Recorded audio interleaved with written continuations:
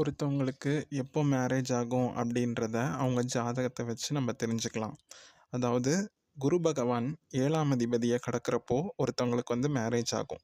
அதே மாதிரி குரு பகவான் தான் இருக்கிற வீட்டிலேருந்து 7வது வீட்டை பார்க்குறப்பையும் ஒருத்தருக்கு மேரேஜ் ஆகிறதுக்கான பாசிபிலிட்டிஸ் இருக்குது. அதே மாதிரி கோச்சார குரு சுக்கிரனை பார்க்குற காலமும் மேரேஜ் நடக்கும். சுக்கிரன் நின்ன ராசிக்கு குரு வரப்பையும் நமக்கு மேரேஜ் நடக்கிறதுக்கான பாசிபிள் இருக்குது. அதே மாதிரி ஒரு பொண்ணுக்கு செவ்வாய் இருக்கிற இடத்துலேருந்து 1, 2, 5, 7, 9, 11 அந்த இடத்துக்கு லக்னத்துலேருந்து வரப்போ குரு மேரேஜை கொடுக்கும். ஆணுக்கு சுக்கிரன் இருக்கிற இடத்துலேருந்து 1, 2, 5, 7, 9, 11 அந்த காலகட்டத்தில் குரு வரப்பையுமே மேரேஜ் நடக்கும்.